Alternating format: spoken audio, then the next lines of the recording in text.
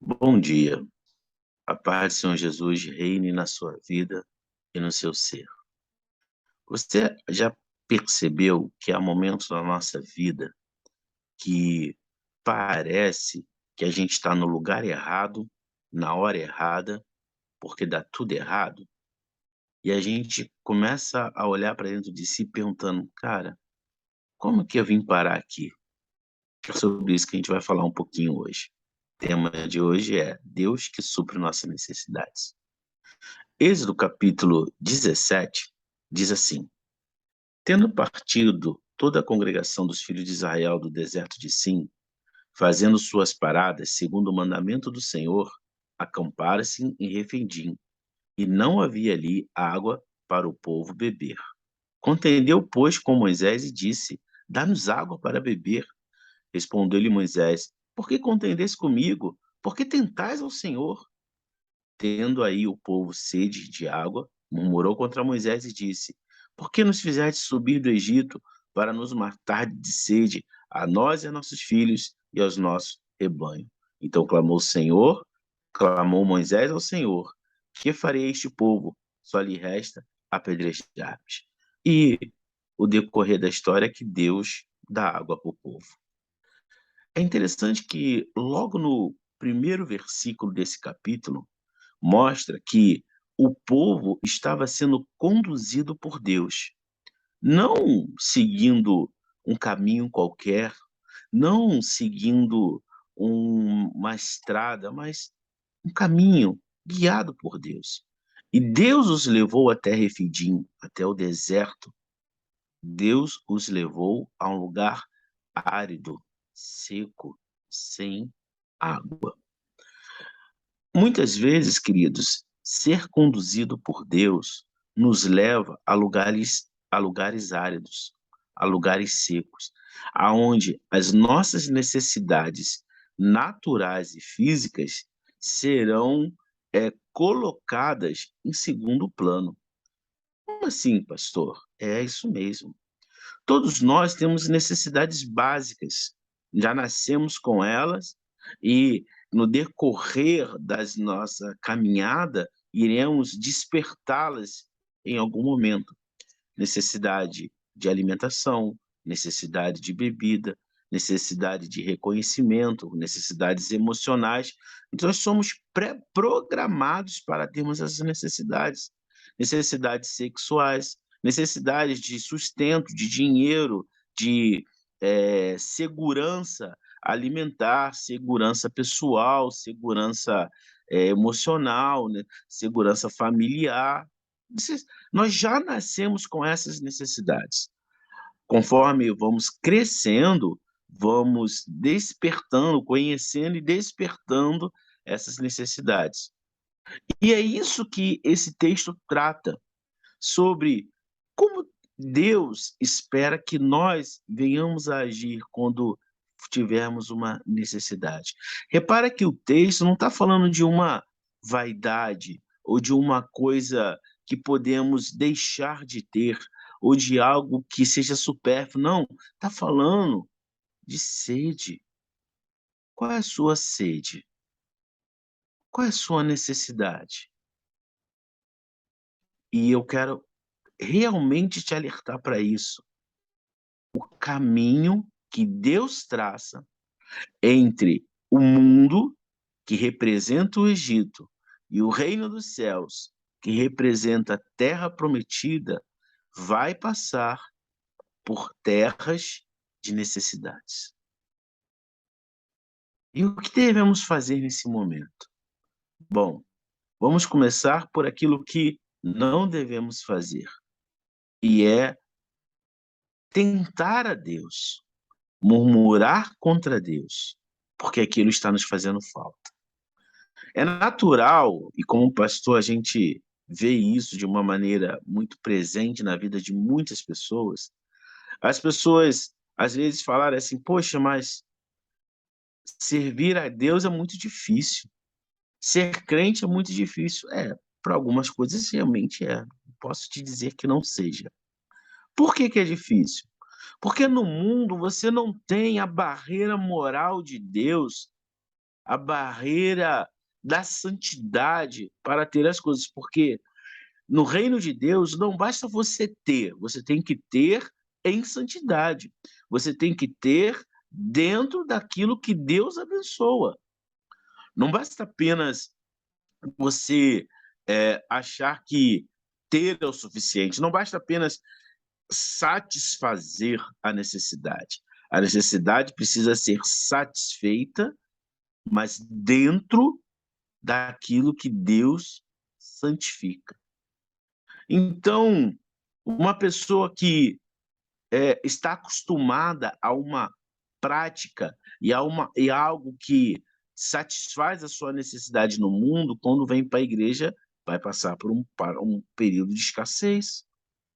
Uma pessoa que tem uma vida onde ela tem esquemas ilícitos, e eu chamo de esquemas ilícitos desde o desvio, né, de qualquer coisa no trabalho, ou a pessoa que está sempre mascarando a hora que chega, a hora que sai do trabalho, ou roubando, né, algum tempo, fazendo outras atividades, ou simplesmente tirando xerox, né? Tem gente que adora tirar xerox, imprimir coisas pessoais, né, nas empresas, né? Eu trabalhei numa empresa que as pessoas faziam isso muito, suprindo uma necessidade financeira.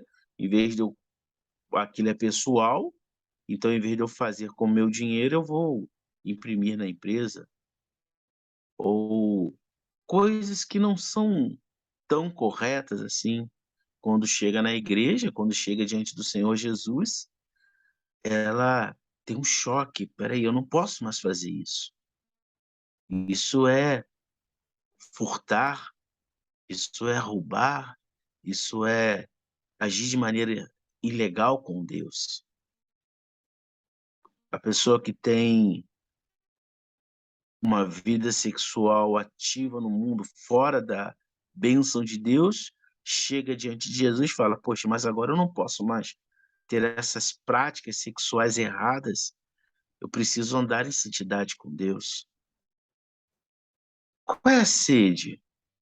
Segurança, às vezes a sua segurança está baseada em coisas que não são muito legais, e agora você precisa confiar em Deus.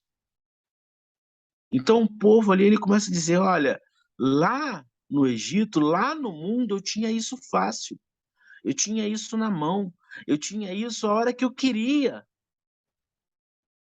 mas agora servindo a Deus, trilhando o caminho dele, ele me traz para um lugar de escassez, ele me traz para um lugar aonde isso que não era um problema passa a ser". O reino de Deus tem disso. Coisas que não eram problemas, agora passa a ser. Coisas que me falaram que era só vitória, me falaram que era só conquista,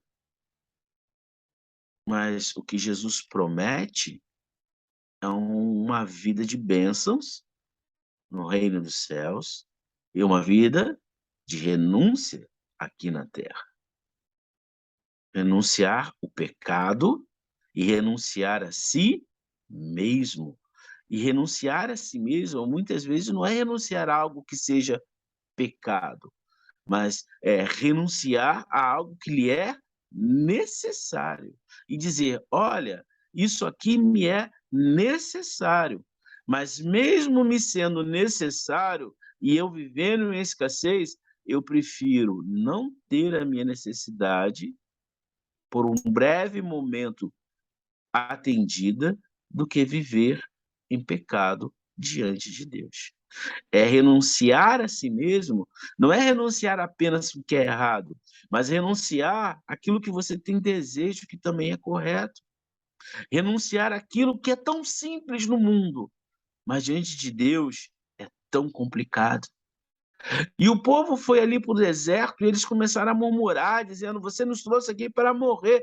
E às vezes parece que Deus nos leva a lugar para morrer, para definharmos, porque a angústia bate tão forte, porque a gente sente falta de coisas que são tão simples no mundo, mas parece que diante de Deus se torna um gigante.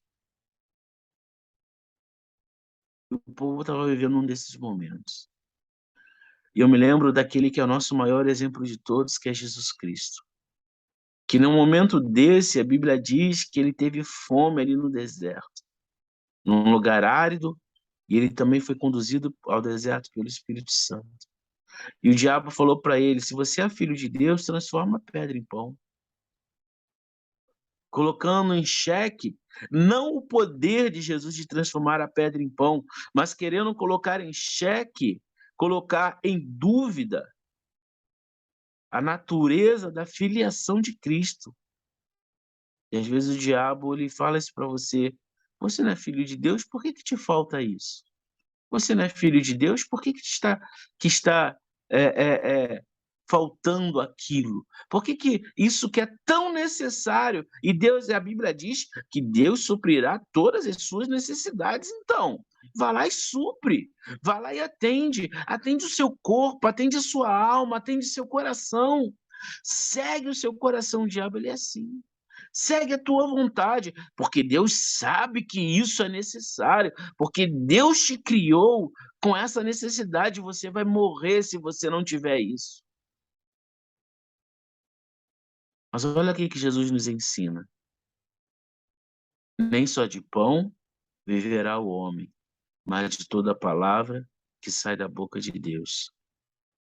E Jesus continuou com fome. Foi depois dali ele foi levado para outras duas tentações. Não se sabe quanto tempo, mas ele continuou com fome. Está dizendo assim: olha, eu prefiro continuar com fome e ser filho de Deus do que ter a minha necessidade atendida e perder a filiação. O fato de eu não ter, neste momento, a minha necessidade atendida, não caracteriza que Deus me abandonou ou que eu deixei de ser filho de Deus. Só mostra que eu preciso continuar confiando em Deus. Sabe o que é o legal? A primeira tentação de Jesus foi sobre alimentos, foi sobre uma necessidade puramente natural e humana, assim como o povo agora estava com uma necessidade de água. E no final da tentação, o primeiro ato de Deus para com Cristo é enviar anjos, e Jesus come uma refeição preparada por anjos, ou preparada por Deus e entregue a Cristo por anjos. A Bíblia fala que os anjos vieram e lhe serviram. Deus tem algo especial para você, mas é preciso que você recuse os pratos que o diabo te oferece.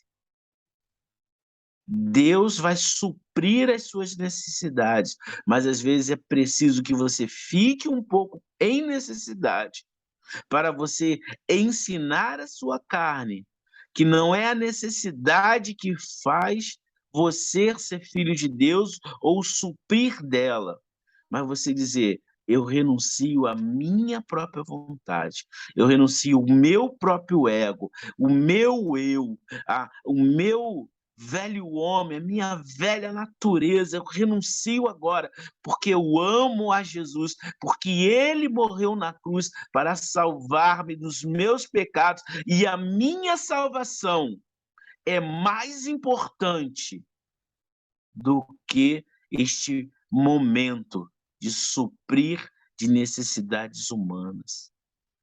O meu corpo não define mais as minhas ações. Os meus desejos não definem mais o que eu vou fazer, mas é o Espírito Santo, porque os filhos de Deus são guiados pelo Espírito de Deus, e mesmo quando o Espírito de Deus me leva para lugares áridos, eu continuo sendo filho de Deus, e o mundo não terá autoridade sobre mim, e o diabo não terá do que me acusar, porque eu continuo sendo filho de Deus. É essa postura que Jesus nos ensina a ter. Eu tenho fome, mas não vivo só de pão. Não vivo só do agora. Não vivo só do presente. Minha carne chora, reclama, sente dor, pede, mas a minha esperança maior é o reino dos céus. Quando a gente tira o foco das coisas deste mundo e coloca os focos, querido, nas coisas de Deus, as coisas do mundo se encaixam. Jesus foi servido aqui na terra porque ele recusou o pão da terra. Quando ele recusa saciar a sua necessidade fora daquilo que Deus havia programado, Deus lhe atende no momento certo. E a bênção lhe é maravilhosa. Jesus comeu uma refeição que nós só comeremos no reino dos céus, talvez. Porque ele foi o máximo. Então Deus deu a ele o máximo. Você quer mais de Deus? Tem um hino que diz que cada vez que a nossa fé é aprovada, Deus nos dará a chance de crescermos um pouco mais. As montanhas e vales, desertos e mares que atravessamos nos levam para perto do Senhor.